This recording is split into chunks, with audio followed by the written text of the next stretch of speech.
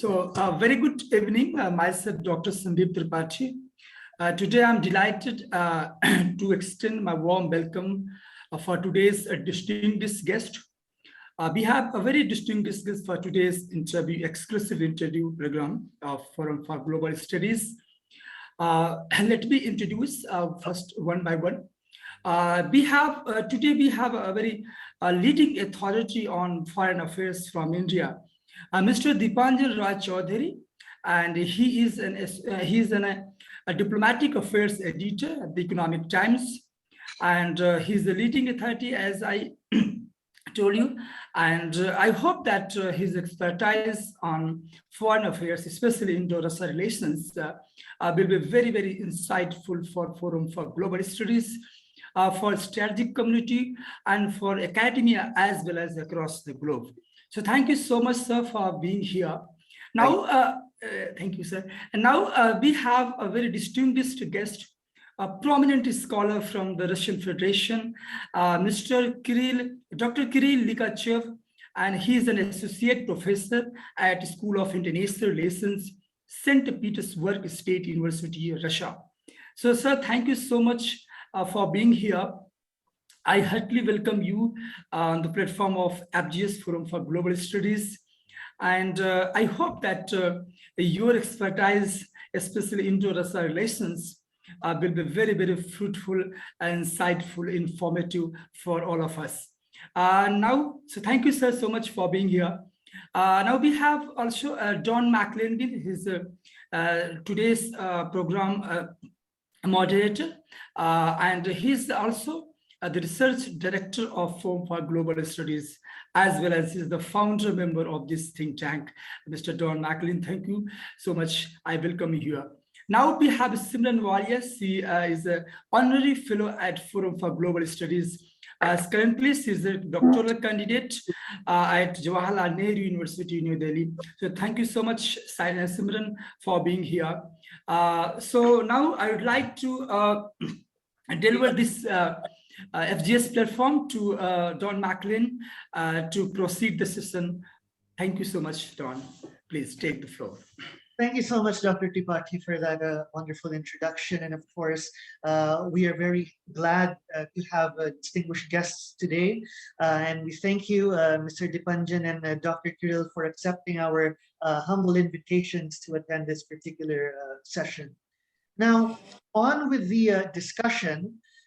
Now, President Putin's India visit, his fantastic meeting with Prime Minister Narendra Modi, the establishment of the 2+2 framework, and the signing of numerous agreements were the highlights of December 6th. Right. Now, this interesting session aims to decipher how these factors contribute to the overall India-Russian strategic partnership. Now, the first two questions would be directed towards you, Mr. Dipanjan. Now, it would be interesting, of course, to get the context from an Indian perspective on this particular issue. Now, against the backdrop of yesterday's fantastic meeting.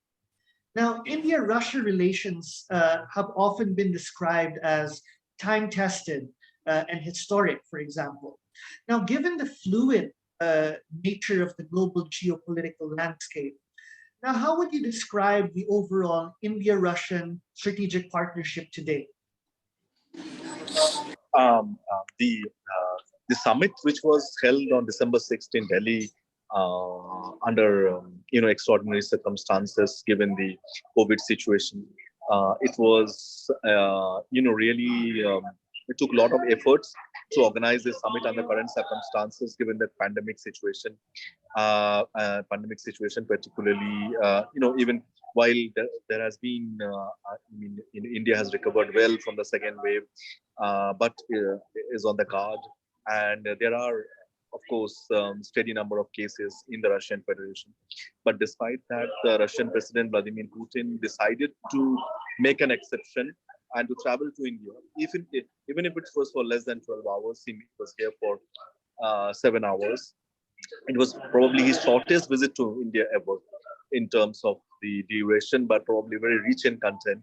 And this was preceded, as you said, by a 2+2 meeting and the Joint Military Commission and a separate meeting between India and the foreign ministers of India and Russia. Combining everything in one day, it also set the tone for the summit as well as the way forward. In the last 1.5 years, the leaders, or rather almost 2 years, the leaders could meet in person, and there were certain misgivings in certain quarters about the future of the relationship and about the quality of the relationship. But I think that has been put to rest by yesterday's summit. I have never any doubt about the quality of the relationship and the future of the relationship. But yesterday's summit, or the Monday summit, has put all doubt to rest to all naysayers and all people who had written off the relationship. I mean, every relationship. No relationship is without any difficulties. But Russia-India-Soviet relationship and India-Russia relationship has largely been free of challenges, of strains, I would say. I mean, it is one of the few countries which has never put any sanctions on India. It has been consistently supporting India in the UN Security Council, both the Soviet Union as well as the Russian Federation. All these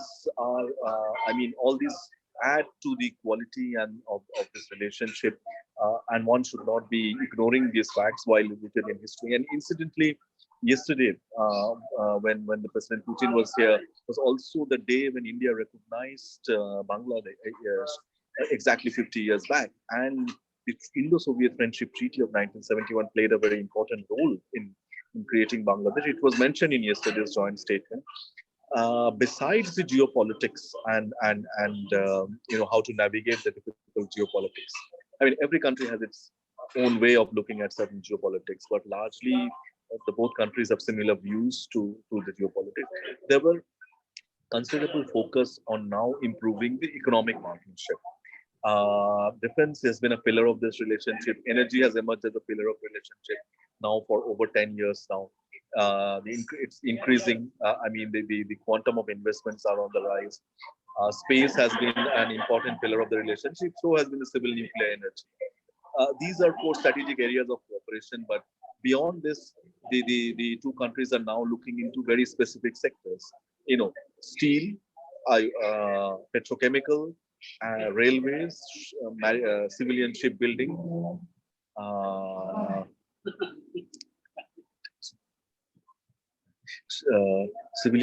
shipbuilding. So these are very critical to India's development in future. And I would say that these are some of the things which may have been missed in the larger context of the Indo-Russian annual summit yesterday, but are very important in terms of India's nation building. Thank you so much, sir, for that, and of course for mapping the overall concept. I'm glad that when I talked about these sectors, these and Russia is a partner which has been chosen in the nation building for these sectors. Absolutely. And for rightfully mapping this particular development, especially from yesterday, the meeting has indeed set a tone, a positive tone on that note, towards furthering the strategic partnership between India and Russia. And you have rightfully said that, sir. Now, however, given, of course, the context of the shifts taking place in the global geopolitical landscape, sure, constraints are bound to happen as well. Now, on that particular note, sir, now what are the current constraints that you could say that need to be addressed by both countries to enhance the effectiveness of their bilateral partnership? I think both countries. President Putin yesterday described India as a great power, right? It is a great power, and he said that the history and India and Russia have a history of positive, very, very positive relations. These were his exact words, right? He described India as a great power with great people. And India also considers Russia as a privileged and a partner of India who had stood by every difficult moment in its history, be it in the economic sphere, be it in the defense sphere, or be it in other spheres. Yes, geopolitics, there are fast-moving developments which are happening in geopolitics. While India appreciates, the geopolitics in Eurasia, particularly in the European part of the Russian Federation and its neighboring, India also expects that Russia appreciates its concerns, particularly along the northern border. It has continuously supplied defense equipment the last year during the very difficult period of the standoff with China. But India wants Russia to appreciate that, and therefore considers Russia to be a very important defense partner. You know, one there are also hopes that India and Russia will be able to work closely in Afghanistan. Of course, there would be degree of difference of perception in how we engage the Taliban, but I think there's a common ground. The positives are more are weightier than the negatives, and Russia also is a country which does not want to play a junior partner to its biggest neighbor. And therefore is also looking for its own strategic autonomy, if I may say so. And President Putin visit must be seen in that context, that he made a statement by coming to India as his first trip abroad for a bilateral mission. The last time he went abroad this year was to meet President Biden, but that was in a third country and not it was a bilateral meeting, but in a third country.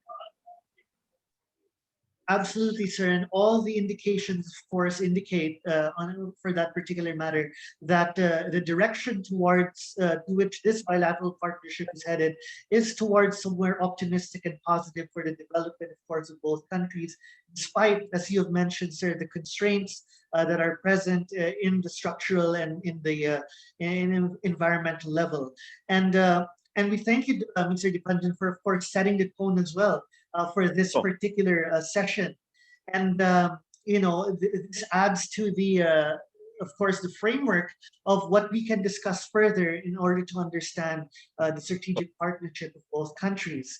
Now, on this note, I wish to direct the next few questions to Dr. Kirill to be able to underscore, of course, the... So as I had mentioned, can I take your leave now? Oh, yes, sir, absolutely. And we thank you, of course, for... Dr. Likachev, my apologies. I have some family engagement and I have to take leave. I'll definitely listen to the recording once it's done. Yes, sure. It was nice to see you here. Thank you for joining. Thank you, sir. Bye.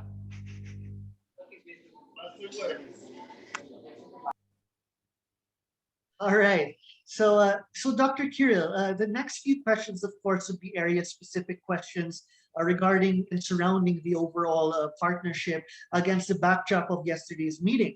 Now, the first question I'd like to ask is, both states have strengthened their level of partnership in the defense sector. In fact, in the field of joint defense production, this has been an emerging element in their strategic partnership, particularly in the realm of defense. Now, what are the ways that this area can be expanded, perhaps in the context of defense exports? As coming home, where I'm from in Southeast Asia, there's definitely a positive and optimistic take with the series of joint defense production mechanisms that India and Russia have been doing. Everyone has their eyes on the BrahMos. The Philippines, for example, is seeking to acquire such technology from both countries as well. So what is your take on this, sir? Okay, but first of all, I would like to thank the organizers for inviting me, of course. And secondly, actually, when we talk about Russia-India relations, first of all, we talk about its military technical cooperation. And why? Because it is, of course, a backbone of its structure of these bilateral relations, in fact. But special dimension of this cooperation is, of course, the question of joint ventures, joint defense production, because this particular issue is, of course, among the top priority issues for India. And why? Because Indian domestic producers are still dependent to some extent on transfers of complete military technologies, and they also need to gain more experience of production of different new military items through collaboration within different joint production schemes. And the Indian government is pursuing to achieve its strategic goals, its strategic independence in weapon production in the long term.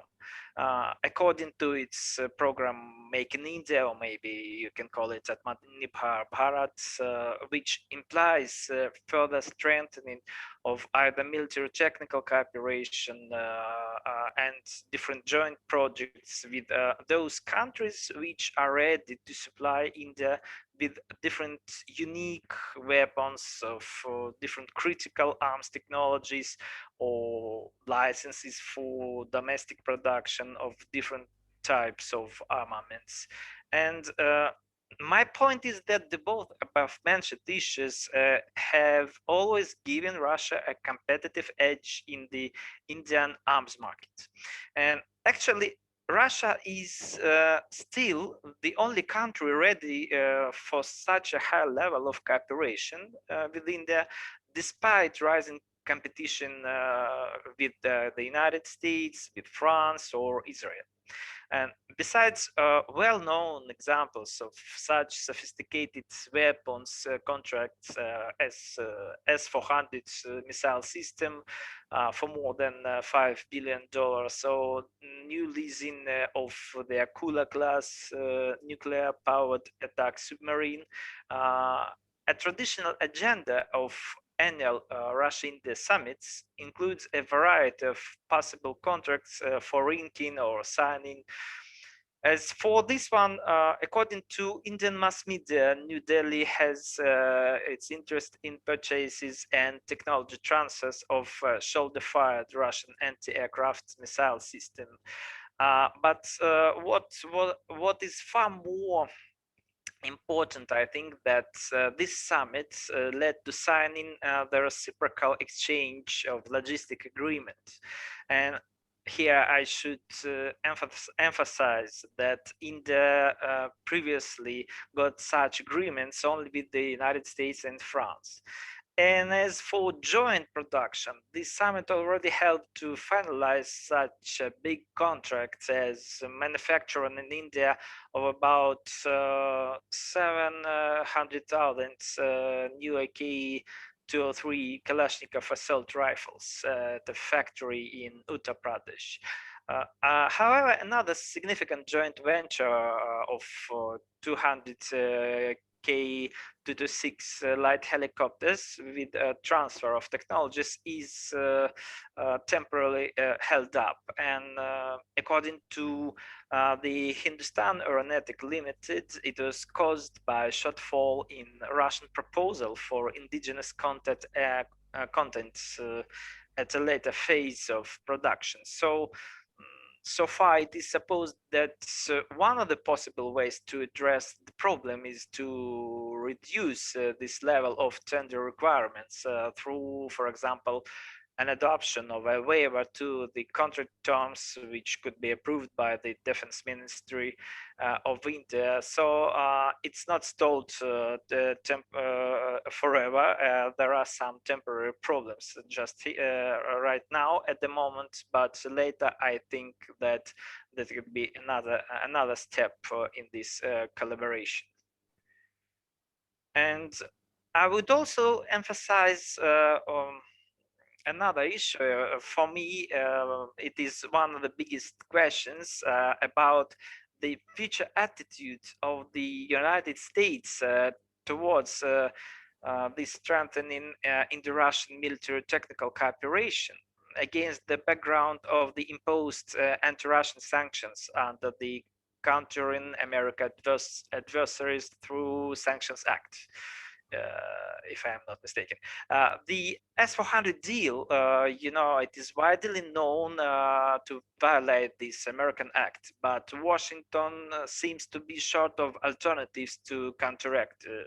And nevertheless, the United States has still not declared any waivers for India.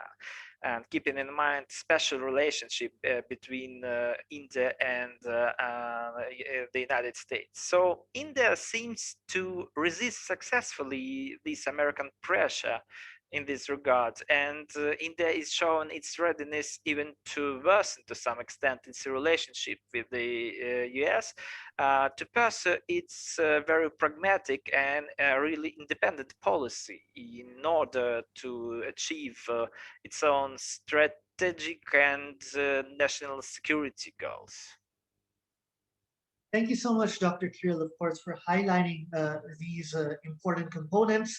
And you have rightfully, of course, stressed that the depth of India-Russia strategic partnership is definitely something of a unique model, as Prime Minister Modi has said yesterday, in terms of interstate relations. And these external issues, of course, in the long run would not seem to phase this particular partnership because of the history and of course the time-testedness of this partnership and the level, of course, of technological cooperation between India and Russia are definitely incomparable to other levels of cooperation with other states. So this is indeed a benchmark in terms of India's list of strategic partners and of course Russia's list of strategic partners as well. Now, this goes to my next question, sir. Now, strategic autonomy and the inclusive perspective on strategic engagements constitute major cornerstones in India's foreign policy. Now, it'd be interesting to know, what is Russia's perspective on this? How does Russia see these particular factors in Indian foreign policy?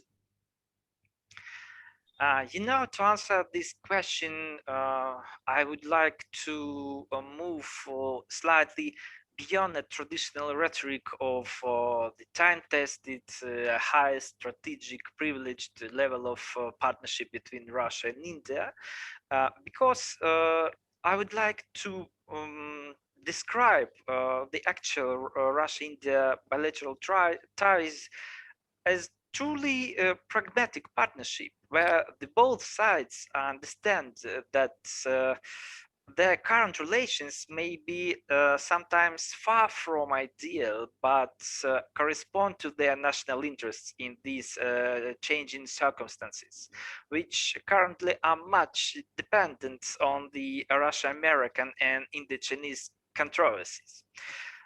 In other words, this summit testifies that both Russia and India prefer not to overestimate implications of each other's respective relations with the United States and China.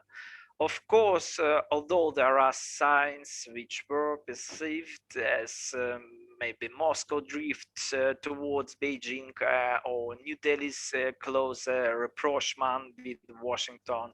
And the significance of the Indo-Russian relations so far could be described in the form of an important strategic counterweight aimed to decrease possible regional turbulence, which could in turn lead to downward spiral towards establishing two blocks, maybe a pro-American and pro-Chinese political bloc of different countries. On the other turn, it is obvious that both Russia and India are aware that they do not have any sufficient tools to influence on each other relations with the United States and China. Russia prefers to refrain from involving into the Indo-Chinese controversies and border disputes, and tries to embrace the principles of India's strategic autonomy, especially when we talk about India's policy towards the United States and India's more intensified participation in such dialogue formats as the quadrilateral security dialogue or Quad.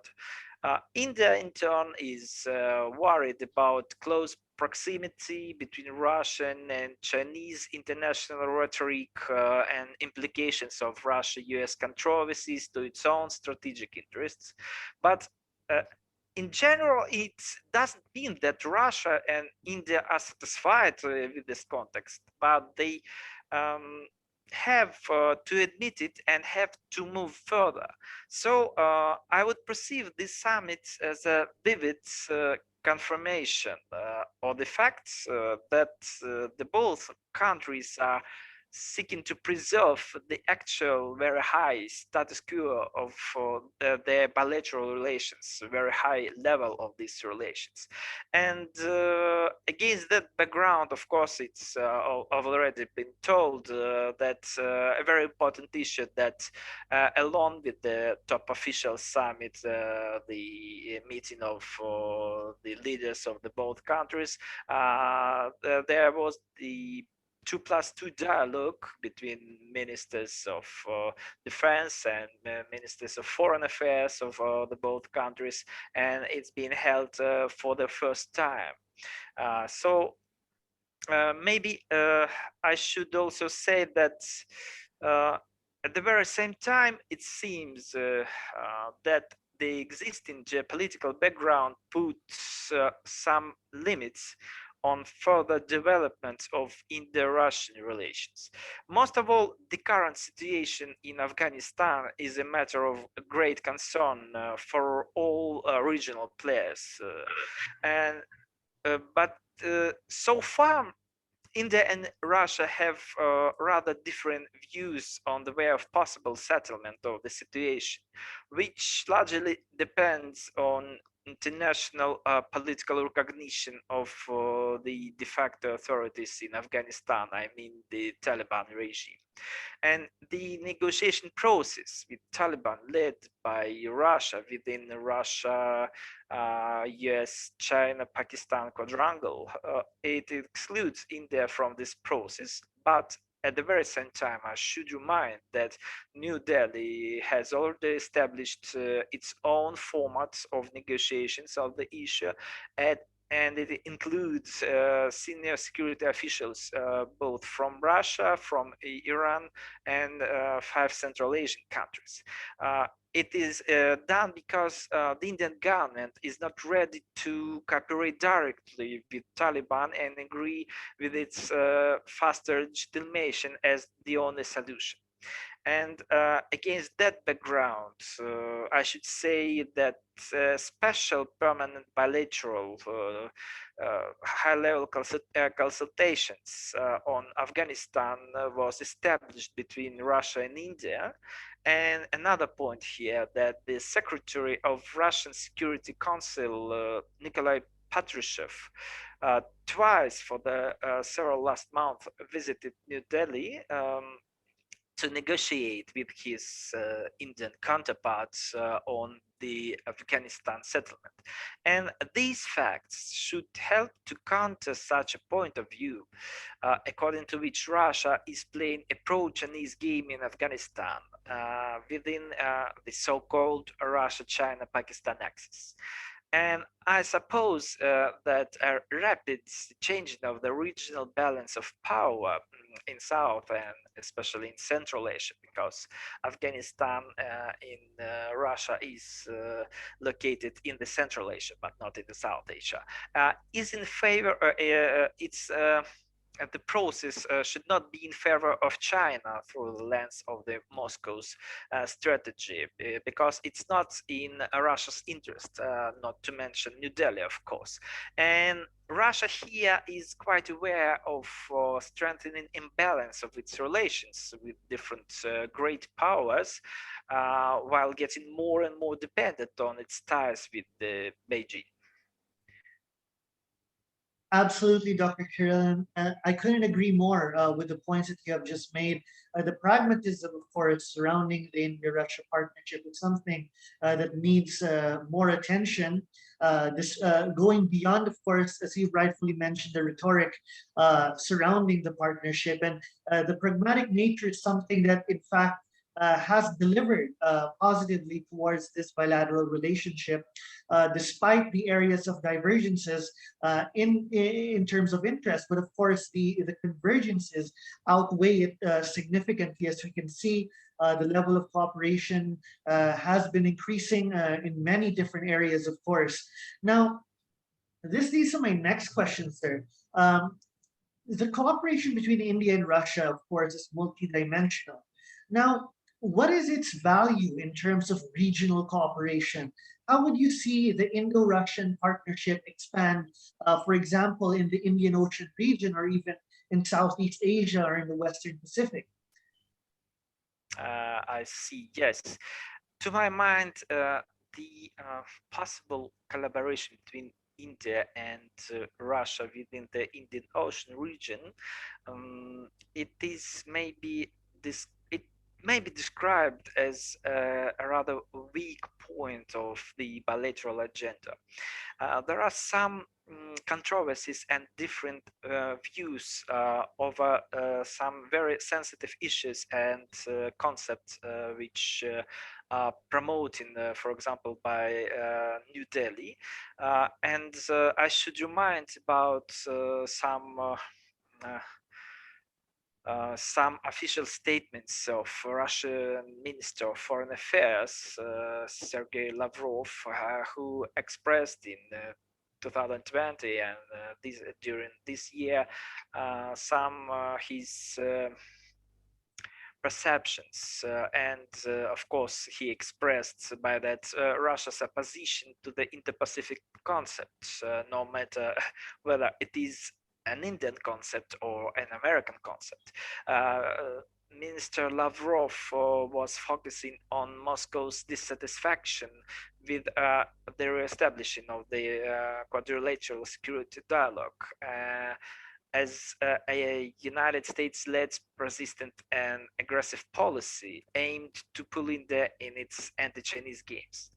So New Delhi in turn has been cautious about the growing military partnership, trade economic ties, and anti-Western ideological coherence between Russia and China. But on the other turn, such steps of Moscow as gaining a status of dialogue partner in the Indian Ocean Rim Association or signing the above mentioned reciprocal exchange of logistic agreement can support to a certain degree the point that Moscow is on its way to revise its strategy towards the region, towards the Indian Ocean region.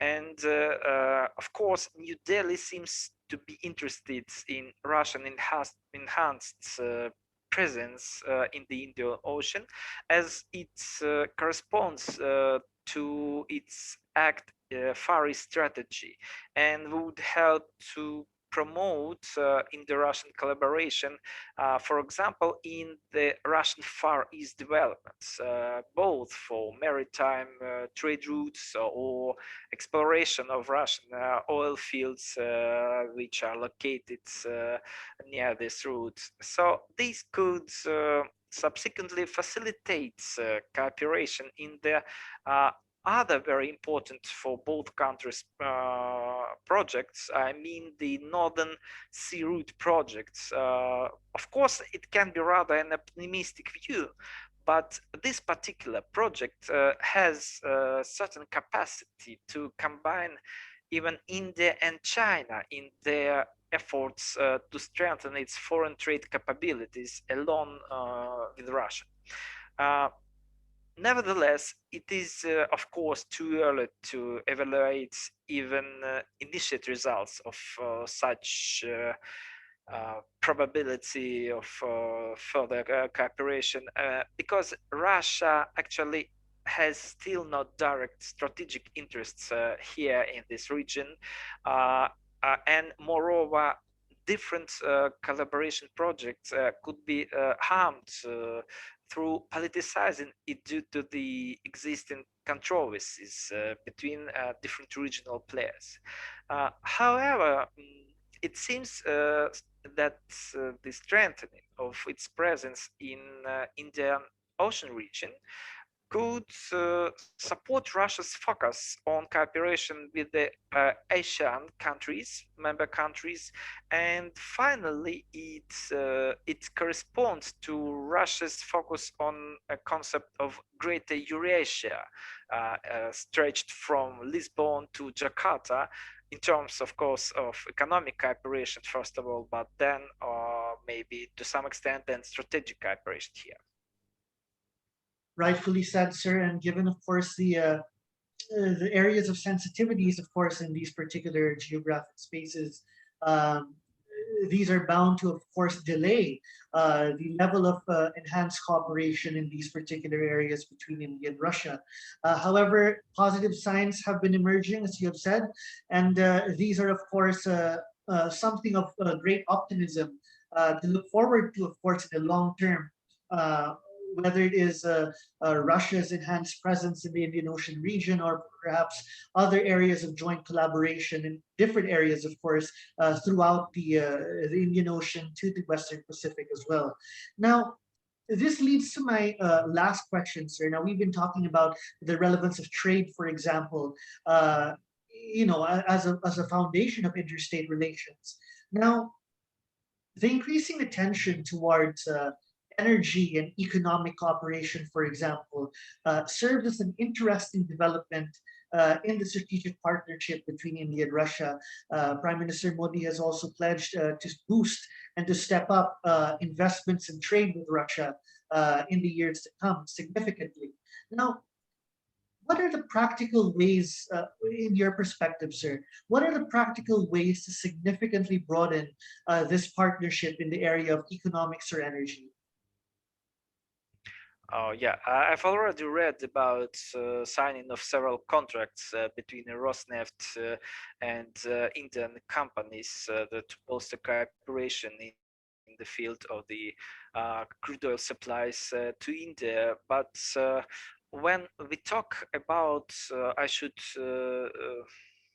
separate hydrocarbon imports from Russia to India from another fields of cooperation, for example, nuclear energy field. And if we talk about the hydrocarbon import to India, we may describe the sector here in India, which actually reached strategic independence, which India is always seeking for in in different economic fields and sectors which have strategic importance for New Delhi.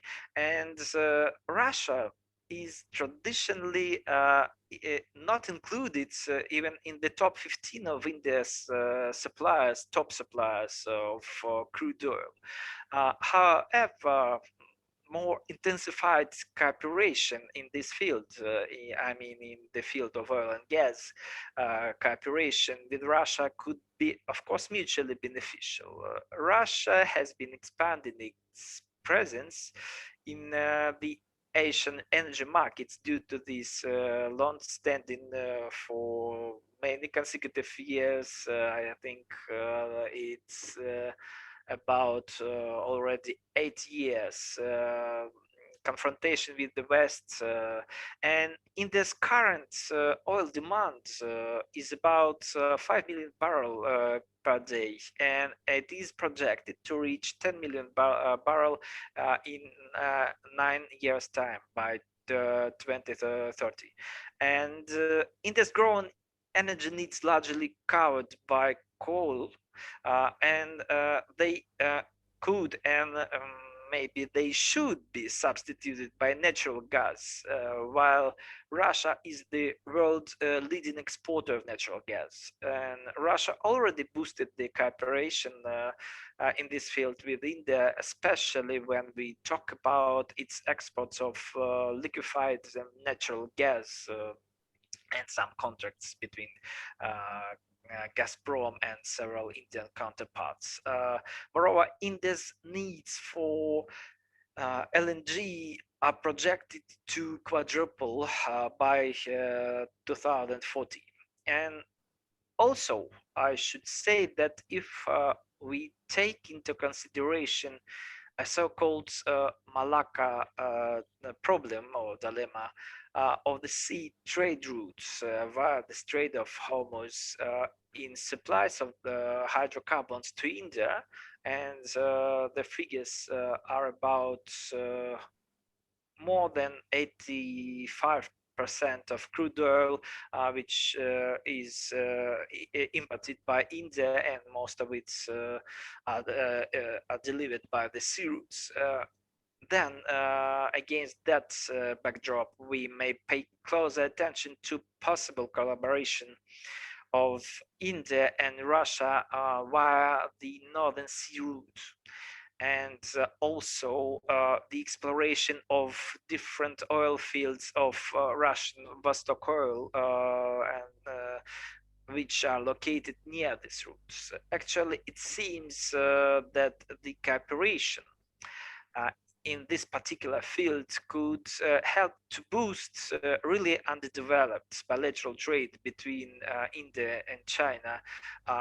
Of course, the both countries do not share common borders, but if we compare the figures of bilateral trade between Russia and India, or Russia and China, or India and the United States, and India and Russia, we can say that it is extremely underdeveloped. It's about $10 billion per year, the total volume of the bilateral trade between the both countries, and compared to about 100 billion volume trades of the other one. I mean, India China trade cooperation, or India-American trade cooperation, or Russia-China trade cooperation. So this is one of the biggest points in our cooperative agenda. Also, through this cooperation, India could compensate for the losses of its supplies from Iran due to the American sanctions against this country, which had previously offered very competitive oil prices for India. And it seems that the Northern Sea route collaboration could be also supplemented by mutual exploration of the new fields, as I've already told, because India invested in oil and gas mutual exploration projects in Russia more than 15 billion dollars, and it is the largest sum of Indian foreign investments in the oil and gas sector abroad.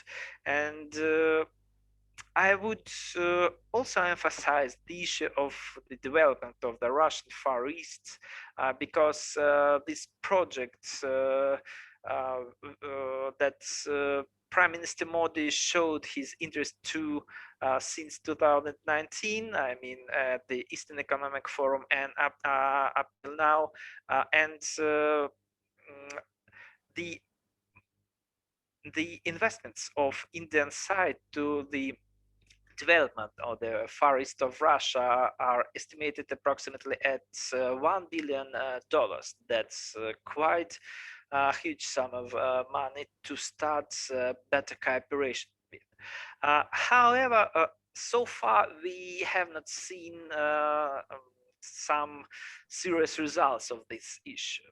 But maybe to sum up with the hydrocarbons, it seems that the cooperation in this field between Russia and India is the easiest way to enhance the level of trade economic relations and to provide the bilateral agenda with more just predominantly military technical cooperation, because the first question was about the military technical cooperation.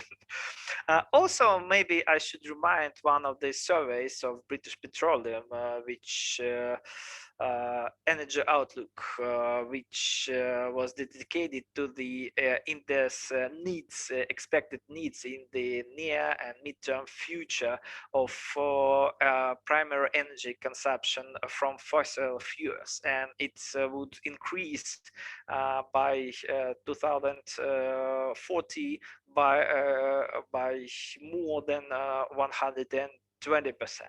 So In these circumstances, the aim of getting the power supplies more diversified becomes more relevant for India. And also the second separate issue is about the nuclear energy cooperation. According to the Indian government, the total nuclear capacity is likely to be about 22.5 gigawatt by the year 2031, while currently India produces totally only about 6.8 gigawatts.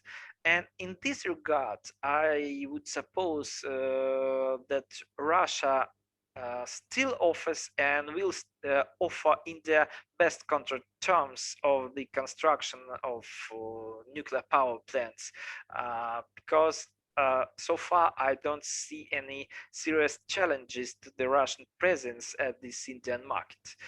Although, of course, it have been repeatedly stated by different Indian officials that there were no more obstacles in implementation of the Indo-US nuclear deal. Well known. It seems that existing contradictions of India's civil liability law with the interests of American suppliers still not resolved properly. That's why, in my opinion, the nuclear energy field as of strategic importance for New Delhi is still focused on the cooperation with Russia to a large degree, despite this particular summit was not dedicated to the issues of cooperation in the field of nuclear energy. Rightfully said, Dr. Kirill, and of course, the first step to enhance any form of cooperation, especially in the field of energy or economics and trade, is to recognize the gaps that are currently present within the partnership. And this has been realized, and definitely pragmatic steps have to be taken in order to kickstart and to significantly enhance the level of trade between India and Russia. Of course, your recommendation is definitely one critical factor towards the materialization of this particular goal. And of course, this is something that we would like to and we hope to see in the next few years. And this is something that we should end with on an optimistic note. On that particular topic, sir, Dr. Kirill, we thank you for your time. And of course, Mr. Dipanjan, who has left us now, but his insights are also very important for this particular session. We thank you in behalf of Forum of Global Studies for this particular event, sir. And on that note, I wish to give the floor to Ms. Simran Walia to deliver the closing remarks. Good evening, everyone. Firstly, I would really like to thank Dr. Kirill and Mr. Dipanjan for enlightening us regarding a very important partnership between India and Russia. I would just like to highlight a few points that I noted in the discussion. Like, of course, in the visit, how the bilateral focus was on the ongoing delivery of S-400 missile defense systems, and then the how both countries focus on the situation of Afghanistan and other hotspots of terrorism. Then there was an agreement for military technology cooperation as well, and the negotiations regarding the Financial Action Task Force. And also how Dr. Kirill mentioned the importance of the ASEAN centrality between two nations, since both countries have been enhancing their engagement in the Southeast Asia. And also personally, I would like to add one point where Dr. Kirill mentioned about the interest of Russia in the Indo-Pacific region. So I would like to point out the fact that since I am focusing on Japanese politics and foreign policy, so there have been ongoing talks between India and Japan to hold a trilateral between India, Japan, and Russia to further bolster the India's Act Far East policy, and to further enhance the inclusivity in India's take on the Indo-Pacific region. So I don't know if it actually actualizes, but yes, I just thought of pointing it out. Thank you so much, Dr. Kirill, for your views. Thank you so much. Well, actually, this is a point I've already read, and to my mind, it could be rather optimistic only if China could be included in the process along with other partners in order to gain its profits from the implementation of the project itself.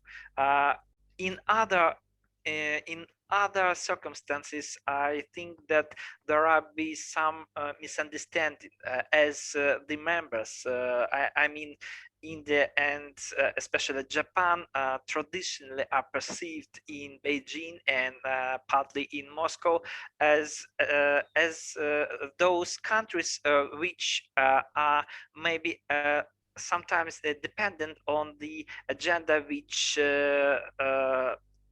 which is offered from Washington. I mean, of course, Tokyo, and that's why if the participants of this current project could eliminate such fears and could have some real mutual results of maybe initial results.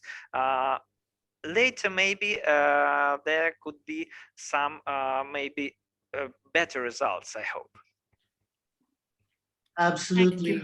On that note, Dr. Kirill, on behalf of the Forum for Global Studies, again, we wish to thank you for accepting our invitation. And we look forward, of course, to collaborating with you in the future as well. This would be a fantastic opportunity to work with you on future projects, sir.